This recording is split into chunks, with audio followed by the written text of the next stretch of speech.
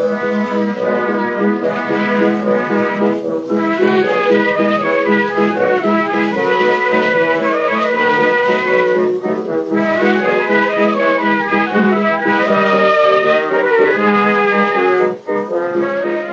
to Loremen, a podcast about local legends and obscure curiosities from days of yore, with me, Alasdair Beckett-King. And me, James Shakeshaft. James. Yes? Record scratch. I don't think the listeners realise that we destroy a record every time we do that. So, this is a sequel episode. Episode 2 of Series 5 is a sequel to Episode 1 of Series 5. If you haven't listened to it, you wild thing, go back. Go back and listen. And if you did listen to it but fell asleep, what's a brief recap? Oh, if you don't remember because you fell asleep, first of all, I'm furious with you. Yes. Because this is not a sleeping podcast, it's a waking podcast. Yes. And if you were driving... that's even worse. Mm. If you're listening to the Loremen podcast, pull over because it is dangerous. You are placing yourself and others at risk. Yes. Last week we had Bec Hill, Yes. fantastic comedian, kids author, TV presenter, and human. Mm. And we were talking about the Australian spiritualists and the ghost hoaxers of Ballarat and other parts of Victoria in Australia. There was quite a lot of spiritualists, Australian style, and there seemed to be a craze for people to pretend to be ghosts and just cause trouble. Yep. Kind of like a sort of ghost flash mob. Very much like a ghost flash mob, yes. But with one ghost, and that ghost is armed with a weapon. There was also, I seem to recall there was other ghosts who really did put the flash in ghost flash mob. Yes, so sometimes they weren't clothed. Look, you just need to go back and listen to the episode. And at the start of this episode, I've cut together a little bit from where you showed us a bunch of spiritualist ghost photography. Yes, spirit photographs, supposedly showing the spirits of the dead. But James, what if you wanted to see the images themselves and hear your commentary? You simply follow the link in the show notes below, or go to YouTube and Google Loremen. And Google it in the little Google box on YouTube. Yeah, is that what they call that? Yeah. Just go to YouTube and Google it. Just get Jeeves involved. Now you can listen to the episode. But first... Content warning for the B word, yes. Which is boobs. No, wait, I can't say the word. Can I say the word in the content warning for that word? Yeah, that was it. But it might happen again. But is boobies a swear then? I mean, it's definitely disrespectful. Yeah. I don't think it's a swear. I think it's cheeky. Would you say it to a vicar? Oh, would I say it to a vicar? Good point. Depends what message I was trying to get across to that vicar. All right. No to christening. You and I are going to have to work this out while the episode plays out. Yeah. Let's just let them listen. This is our issue. So enjoy Spiritualism Down Under with Bec Hill Part 2. Part 2.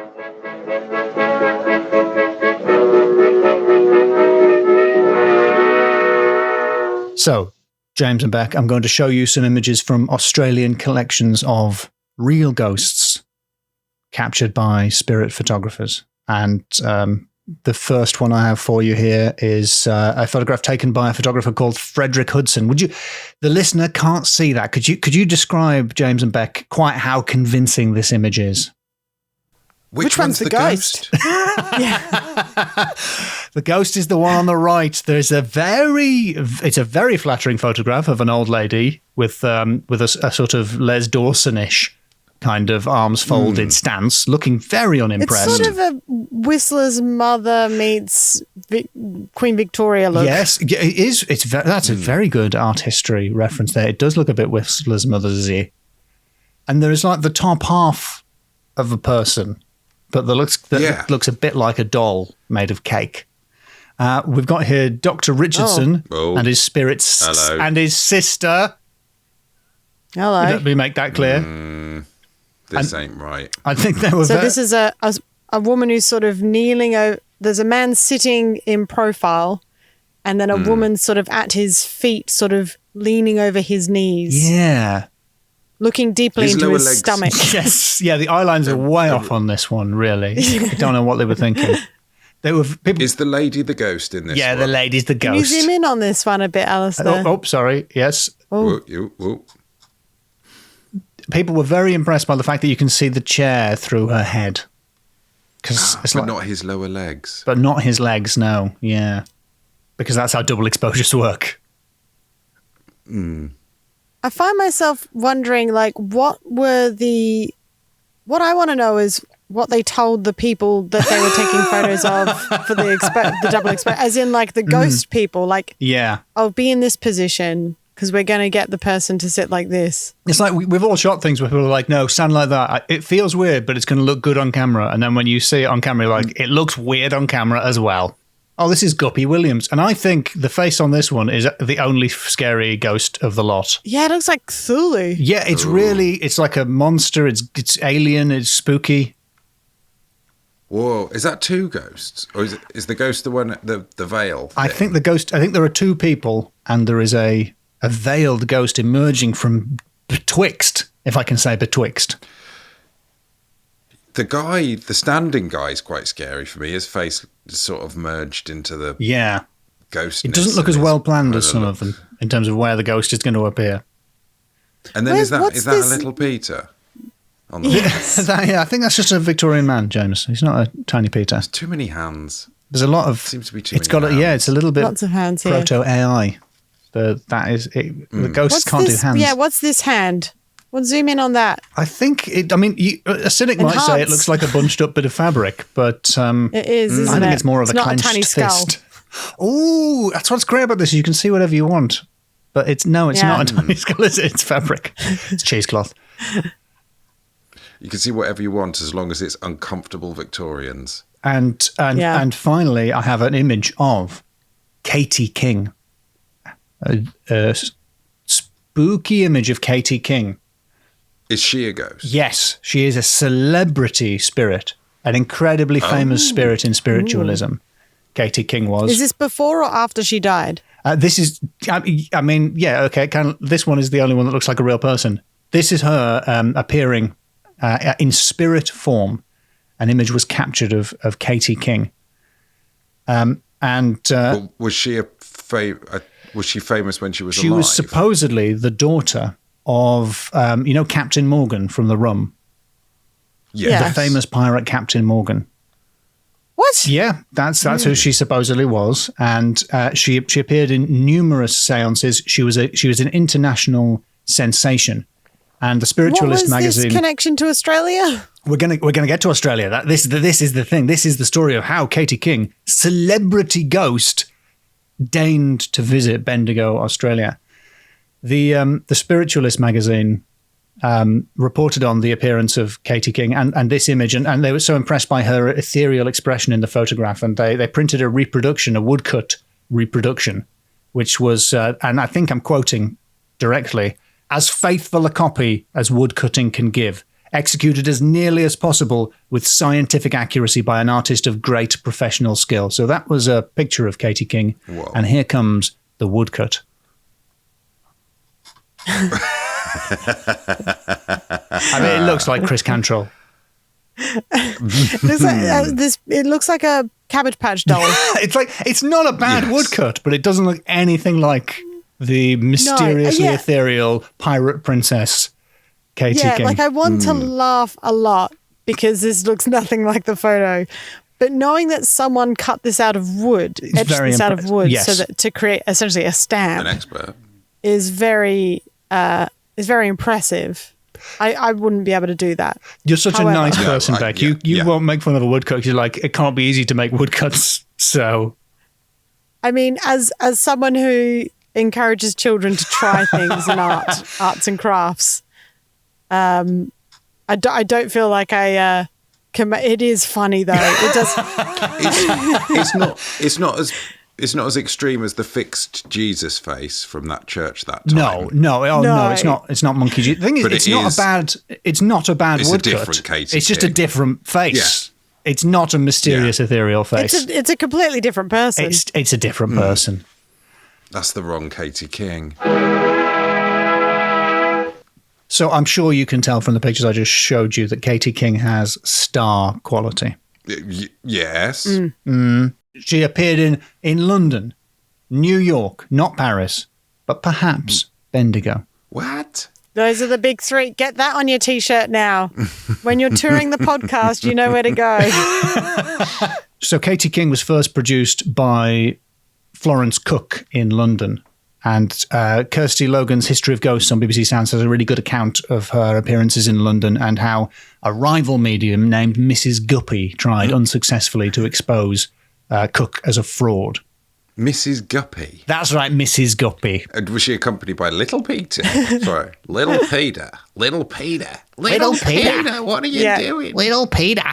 James, you'll know Mrs. Guppy from her famous levitation.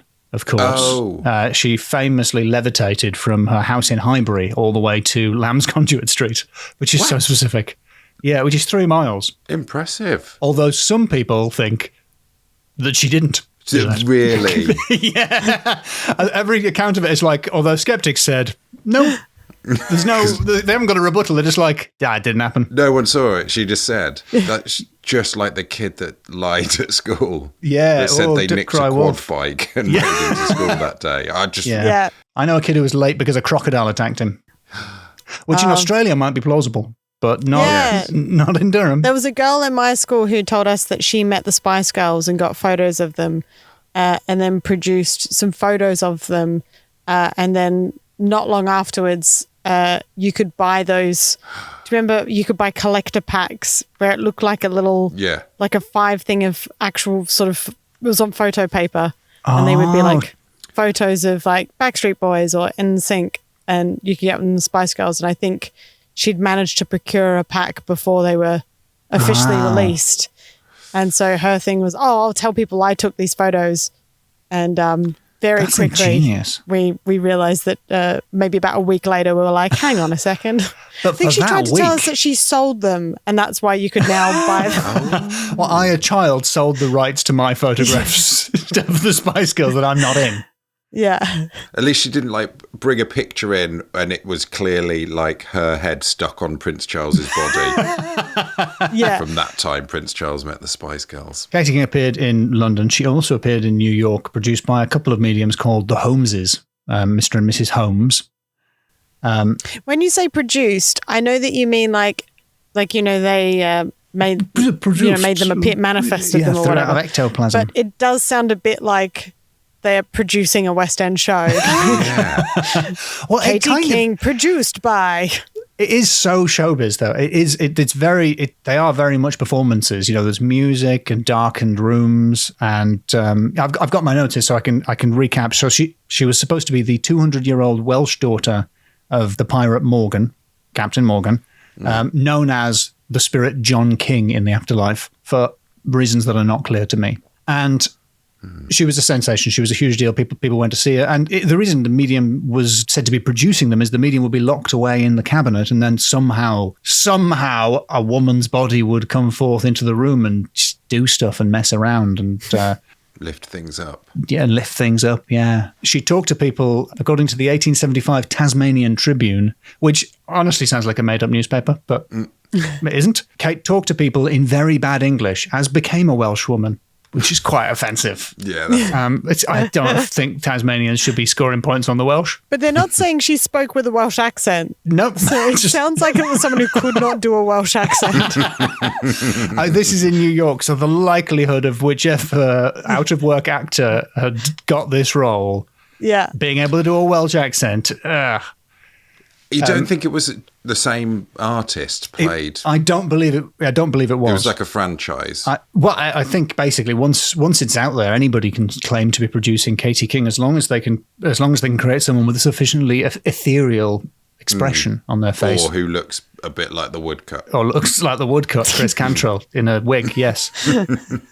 Yeah, she appeared in New York and she told the assembled people what a beautiful place the spirit world was, and she bestowed fresh gathered flowers, presumably from the spirit world, upon her favourites, and allowed portions of her dress to be cut away and then disappeared. I mean, this was a big deal because this was proof that their beliefs were real.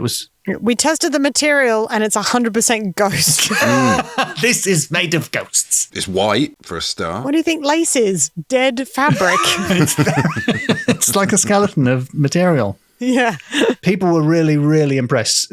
Sensible, men who took themselves very seriously. In New York, Robert Owen and Dr. Child were regular attendees. To be clear, Dr. Child, an adult man as far as I can tell. It does sound like little Peter. Can I come in too? Get away, Dr. Child. He's just like on someone's shoulders in a big overcoat. Hello, I'm Dr. Child. Eventually, Dr. Child became suspicious, and this is kind of horrible. But Bec, you might enjoy it because it's disgusting. He noticed that the spirit of Katie King, or Kate King as she was calling herself then, had quite bad breath. And while everything else up until this point had seemed completely plausible, it seemed weird to him that a spirit would have bad breath. And he and Robert Owen, who had publicised and said how incredible it was and how convinced they were that this was a real manifestation of a spirit, started to investigate and eventually tracked down a widow named Eliza White, who had fallen on hard times and had a kid to support, who was the spit and image or spit-ing image, I don't know. She was Kate King. She was the New York version of Katie King. They tracked her down to her tenement and she confessed the whole thing. Wow. The Tasmanian Tribune says, Katie King is a buxom young widow in the flesh, troubled with bad breath and a short purse, who hired herself to the homes. This is a real hatchet job. Who hired herself to the Holmeses to delude the unfortunate believers in the new faith. Besides having a bad breath, you've said it already 3 times now. Katie was troubled with some remnant of a conscience and broke with the Holmeses. But in the meantime, the gentleman investigator had discovered the fraud and traced the woman to her rooms. Here he told her what a wicked thing she was doing, and the girl confessed the whole matter. It appears she was hidden in the large French bolsters, so common in this country, and that whilst the bed and underneath it were completely inspected, no one ever thought of looking in the bolster for the buxom widow. We get it. She's buxom and has bad breath. And can't do a Welsh accent. And cannot do a Welsh accent. So there were several ways that she would appear. They had a cabinet with a panel that could be removed. She came in through windows. She came in through doors. And in that case, finally, when people were checking every single part of the room, she was hiding in... I didn't know what a bolster was. It's the big long pillow that I only ever see in hotels that they sometimes have. You know, the one that looks like a punching bag on its side. Yeah, like a body pillow.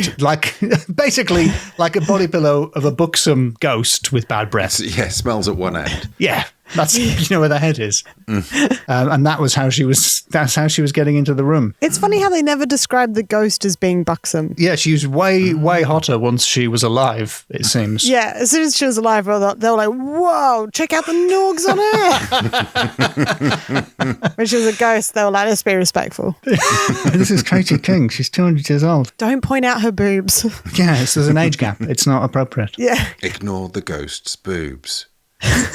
There's some great catchphrases coming out in this episode. So the way she did it was she would go into a cabinet through the missing panel. She had a black sheet, and so she would emerge in the very low light by lowering the black sheet. She would appear to levitate by standing on a stool covered by a black sheet. It's very high-tech stuff. I don't know if you're following this. Now, that was reported in 1875. Sadly, too late for Denovan, because in 1874... he set out to summon Katie King himself. Again, this is the true Australian spirit. They read about Katie King, they saw the picture, and they were like, you call that a manifestation? This is a manifestation. We're going to have a bigger, better, more Aussie... more buxom? ...version of Katie King. She's going to be twice as sexy as that ghost. 4 boobs? She's a quadruple D. And so it's kind of a sad story because all of these people were being hoaxed. So I thought I would end it on a hopeful note and read his account of what they thought they saw. Oh, wow. So it's a little bit tragic. So they haven't hired anyone in for this. They're trying to be... They have a new medium. They are being genuine. Absolutely. Denovan is not himself the medium. He's completely taken in by this. So it's kind of sad that they were being taken in by hoaxsters. So I want to leave the story on a hopeful note. So here is Denovan's account of the time they brought Katie King to Bendigo. I know he was Scottish, but I'm going to do an Australian accent just to make it more poignant. Thank you. Those who saw the face of Katie King on Sunday evening state that she wore a turban on her head, just as she appears in the photograph of her published in the London Spiritualist. So the fact that she looked exactly the same as the picture that they had all seen was evidence that it was real and not that someone was copying the picture. Yeah. The face appeared to me to be of swarthy colour, to others fair, with fair hair, parted down the middle, but to me it appeared copper-coloured, with drapery around it and over their head, and she made herself visible to all present, distinctly and unmistakably visible. All became deeply impressed, and several sobbed audibly. None who were present will ever forget what they saw on this occasion, and the feeling of solemnity and awe to which the sight gave rise, and all inwardly offered up their thanks to Almighty God for his goodness in thus having, by his great natural laws, vouchsafed to them by positive demonstration the reality of another life. It was a solemn yet joyous moment, never to be forgotten by those who witnessed it, and it's just the beginning. I have now the satisfaction of informing you that we have no need to go to England or America to see spirits in mortal form, as they are here in our midst. Oh, that's good. And then he says, and another thing about the Chinese, and I'm just and pull the mic from him at that point. Yeah. I was going to say, well, of course, around this time, people did die a lot. Yeah. A lot of these people are waiting to see their kids. You know, it's easy to laugh, and we did, and to mock them. We also did that. And we did, yeah. Well, it's okay to laugh when they're racists. Yes, it's okay to laugh at the racist ones, but it is kind of sad. Or, for the purposes of scoring the supernatural category, it was real. Oh, yes. So, James, are you ready to score me and Bec on our Antipodean spirits? Big time. Yes, absolutely. Thank you. You almost said that in an Australian voice as well. I went, big time. Oh, yeah. Yeah. Oh, yeah. Yeah. Oh, yeah. Yeah, I'm going to score you. Come on. Yeah, nah. What are your catos? Oh, categories. I see. See what you did there. Yes. Well, our first category is... Okay, this has been, I suppose, more hoax lore than folklore. So I'm gonna open with supernatural. Bec, we're gonna have to work very hard to get a 1 even here. We're gonna have to work hard. Supernatural is the first category. A ghost with a gun, James. How could that happen? That's true. It's against nature. Explain that. A ghost going around lifting stuff up. Yeah, putting things down lifting again. up bottles, giving people cushions. Flashing people. Yeah, exposing themselves. Ghosts being in a room with the door to the outside. With several doors and windows. Explain it's all beyond man's ken. How did Katie King appear in both New York, London, and Bendigo? Yep. They didn't have Zoom in them days. No, they did not. No. So I've got no idea. They had mediums. But they were the original Zoom. You had to remember to unmute your medium. Yeah, that's right. Yeah. That's why they would never talk. Then just a cat would wander in front of them. Yeah. Your medium's buffering again. Yeah. We had the wizard bombardier in Ballarat. That's a wizard. An Australian, a wizzo. You did have the wizard bombardier who was a wizard and dressed in a white hood. No. Let's not get white hoods involved. It was a tall hat with a cone on top, a sugarloaf hat. I'm sure we all know what a sugarloaf hat looks like. Oh, a conical hat. Oh, that's fine then. Yeah, just a normal, not racist white conical hat, and he would yell things at people. We don't know what. When they explain a tall hat with a cone on top, it sounds like a top hat with a wizard hat on top, like a party hat on top of it. Like that. People say, take off that wizard hat. I say, I'm not wearing the wizard's hat. The hat's wearing the wizard's hat. The hat is the wizard. The hat is the wizard.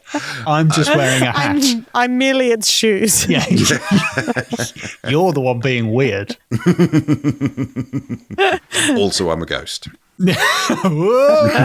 So come on, James. So many potential sightings of the other side, the afterlife. I don't. Captain Morgan, famous pirate. Yeah, who has to act under a pseudonym in the afterlife? Yeah, of John King. Wondering if that was some sort of pun that he was like he'd been working out. He was jacked. He was getting jacked. So he was like, I am Jack King. I'm the Jack King. And no one got it. Was it Jack King or John King? It was John King. It was John King. But Jack, in those days, was a nickname for John. So, because Jack Daniels is a bourbon. I'm getting my spirits mixed up. Oh, spirits. That's how we know it's real. They're all spirits at the end of the day. So actually, you know what, Bec, I think you have managed to scrabble 1 point on supernatural. Because Captain Morgan's rum is technically a spirit. Yes. We're getting a point for supernatural. Okay. Fine. I'm not going to get better than that. Let's move on to naming. Demon X versus Mrs. Guppy. Characters not really involved in the story that I crowbarred in as much as I could. It's such a good festival lineup. You've got Little Peter. Yeah, opening. Little Peter. I see him just playing a little flute playing for folk act, I think. Maybe panpipes. Yes, the headline act is Mrs. Guppy. Watch as she levitates 3 miles. Although some say she doesn't. Mrs. Guppy and the Gold Miners. That's good. Yeah. Dr. Martin Jolly, the real person and academic. Yeah. Lovely Dr. name. Jolly. Yeah, Dr. Child is still my favourite. Dr. Child. And Jason Donovan. My name is Dr. Child. I'm not a real doctor, but I am a real child. I'm friends with Little Peter. And you'll never see us together. That's such a sinister character you've created here. Yeah, The Wizard Bombardier of Ballarat. Yes, Kate King, which is almost your mum's name, isn't it? Kate King, which is it's almost my mum's name. Her and her sisters call her Kate, so it's my mum's name. Wow, that's that. Let's not focus on how sexy the character is. And then Be Chill. And then Be Chill. We've got Be Chill. I mean, it's strong. It's 5. It's 5. It's a big 5. Yes, great, lovely. That's really made up for our 1 in the opening category. My next category, double category, because we've got two names. My next category is unfair dinkum / Photoshop. Are you spelling faux F-A-U-X? You know I am, James, because this was your category and you came up with it during the bit that we had it out. Yeah. And I can tell that you want to make sure that it's getting appreciated on every level. Thank you. Photoshop. You know that Adobe hate it when people use Photoshop as a verb. Really? Yeah. They're like, no, the product is Photoshop. They want you to say, I'm going to Adobe it. I tell people that I MS painted stuff. So, James, the category is unfair dinkum. Unfair dinkum, the least fair type of dinkum, and Photoshop, like fake Toshop. Actually, Bec, while you're here, on behalf of all Australians, what is a dinkum? Great question, James. Have you ever seen a dinkum? I've never been asked that, and I've never considered it. But as an Australian, surely you can tell when something is fair dinkum. Yeah. Or unfair dinkum. Is there an unfair dinkum? Yeah, you tend to hear it mainly in marketing. Do you know what? It's probably been used in an ad campaign since I moved here, I imagine. Because there's like Dinkum Pies, I think, as a brand. Ah. Oh, I'm going to get a lot of Australians angry at me for misremembering stuff from the 90s. But yeah. No, do you know what? I think I'm thinking of Dunkin' Donuts. And this is Dinkum like Donuts. There should be a Dinkum Donuts. That's a brilliant idea for an Australian brand. This is like we've summoned you as a spirit, but instead of the afterlife, it's just Australia, and you're having to vaguely describe what the other place is like. She's brought some flowers. It's like, it's a bit like England. And then someone else will review this and be like, I don't think she's a real Australian. She just appeared and threw pillows at people. And then she got back in a pillow. Yeah. Yeah, Perfect way to leave a gig, I think, inside your own body pillow. You could tell it was me because my breath. And your terrible Welsh accent, because frankly, this is awful. Okay, then. Great question. Well, since we did so badly on Supernatural because these were all hoaxes, the essence of this category is these were hoaxes, James. Oh, and that's a good thing. Now that's a good thing for point purposes. Okay, well, they were all hoaxes. Very much hoaxes. I like that it was a fad. I'm a big fan of weird fads, like that there was a fad for pretending to be a ghost. Ghost hoaxing, hashtag. Hashtag ghost hoaxing. We need to bring it back, but not in such a way that you get attacked like happened with the clown things. Don't take it too far. Let's keep guns out of it. And remember, don't look at the ghost's boobs. Don't look them directly in the boobs. Or if you're a man ghost, don't make people look at anything. Yeah. Frankly. So I'm going to go... Oh, it's got to be 5 out of 5, frankly. It's another 5? Yeah, or it can't not be, can it? I agree. Good. Final category, booksomeness. Unexpected sexiness. Spectral source, which is ectoplasm, I suppose. None for me, thank you. Well, at the risk of sort of being reductive, I feel like it should get a 2. What? Because classically, ghosts only have 2 boobs. So that is extremely reductive to reduce it. But wait. There were at least 3 Katie Kings though. So on a per king basis. So you're maxing out. How can we even put any of this in? I think we're on 6 if by my count. And we're not doing Ludo rules. We're not doing bounce back. Oh, right. Yeah, it goes back to 4. We don't do bounce backs. It just maxes out. Okay. What, you're going to get another 5 for Buxomity? I'm not sure it's that sexy a story. Well, do you know what? They mentioned the buxomness twice. I don't think we should be encouraging it. Yeah, I mean, it is sort of like... It is quite creepy, yeah. Should it just be a point per mention? Are you telling me that you don't think the Wizard Bombardier is at all sexy? No, I don't think so. If he's just there hollering in the street. And you know what? Some of the flashing ghosts may have been women. In fact, in the ghost hoaxing, there were... Because it started out in London and there was a naked woman who would cover herself in phosphorus paint and walk down the street glowing in the dark. There you go. Which obviously was dangerous because it led to a lot of people getting cancer and dying because it had phosphorus in it. Yeah, you shouldn't do that. Just more medical advice from our podcast there. Oh, why didn't they say the ghost had boobies? Putting the boo in boobs. They totally missed a trick there. That would have been the headline of the old Tasmanian Tribune. I'm really scraping the bottom of the barrel. I'm going back. Like, even the miners weren't like sexy, ripped miners. They were squatting like frogs. Toad-like. Yeah. Arthur Conan Doyle might not have been into that sort of thing, but we can, if we want, we can imagine them glistening, the reflected light of the gold glistening on their oiled chests if we want. You can't stop me thinking of that. Am I getting anything for that? 3 then. Yeah, well, I mean, that's generous. I've talked myself out of thinking it's even slightly sexy by this point. Yeah. What a downer. I'm sorry.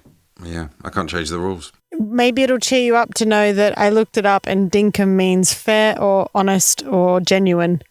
So it's kind of like going fair. It's like fair is just sort of extenuating the genuineness, the honesty. Fair? It's quite tautological. That's annoying, actually.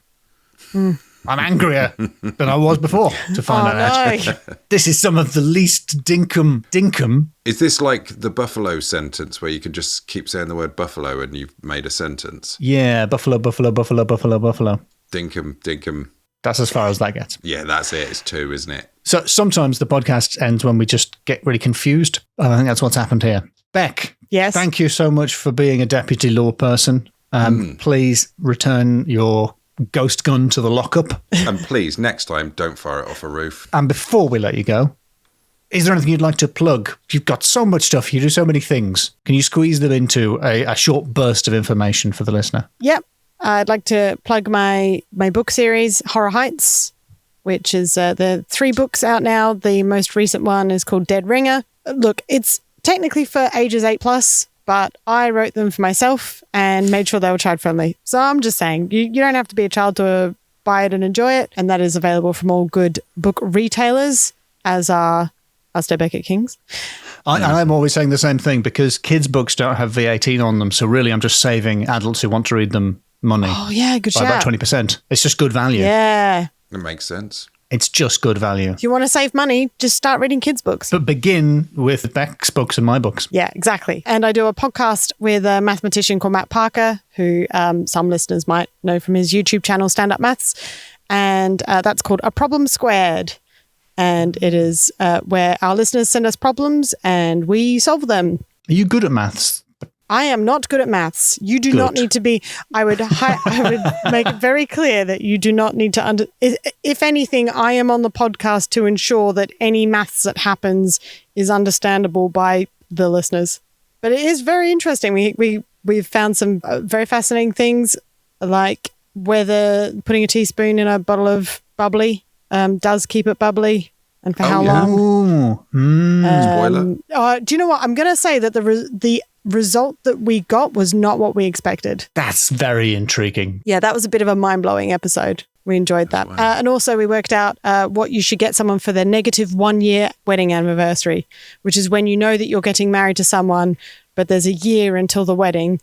So you're having a negative 1 year wedding anniversary, and we worked out what that gift should be. That's a terrific question as well. Ooh. Yeah, we get some really good problems sent into us. Just on wedding anniversary stuff, have you seen how they've moved diamond down? What? Like diamond used to be like 40 or something. Yeah. And it's been moved down to like 10. Yeah, I covered this in the episode actually, but a lot of that was decided because the anniversary gifts gift list was originally the modern version. Sorry, there was an old version and there was a modern version redone in the 20s by the Jewelers Association. And they were like, well, not enough people are lasting until the diamond anniversary, so let's bring that down.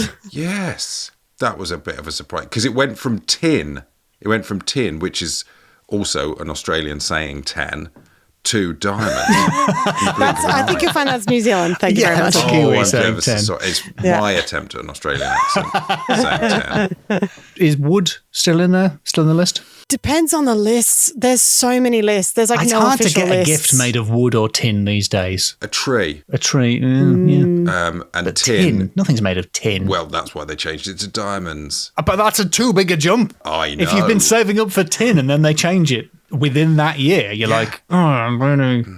These are diamond brand beans. You unfortunately can't open them. Break a lot of can openers that way. So yeah, that's where people should find me. And I'm going to be putting out more YouTube videos as of next year. Oh, yes, so if they look up please. Bec Hill Excellent. Comedian or Be Chill Comedian on any sort of social media platform or YouTube, they can find me there. Or if they want to check out the flip charts, that's all online too. Nice one. Thanks, Bec. Bye. Thanks. Bye. I'll see you on the Patreon feed. And that was Bec Hill with Spiritualists Down Under. James, in the end, what did the vicar say? I just texted them boobs and I'm awaiting their response. You texted a vicar. You've texted boobs to a vicar. And I'm going to see if they text back a gif of them spitting out some tea. I'd like to thank David Waldron, the historian I mentioned in part 1, because I had a lovely chat with him online, and he sent me more information about Australian spiritualists, so who knows, they might come back. We can't finish without plugging Bec Hill's bonus episodes, which I think are a bumper, and bonza, in fact, is the word I would use. Oh, they are ripper, mate. Really, it's a really spooky story from Bec. And if you find yourself at a loose end, my book comes out next month, my second mystery, Montgomery Bonbon, Death of the Lighthouse. Please buy it. So this is how he describes it. Excuse me, I just want to... do you mind if I pause for just a second to blow my nose? Mm-hmm. Oh, I hope he comes back in a costume. Yeah. I hope he comes back buxom.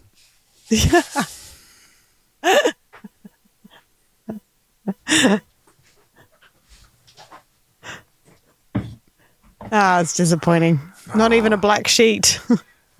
Oh, yeah. The annoying thing about this is you both look delightful, and I do look like a Victorian ghost always whenever I've got a webcam on.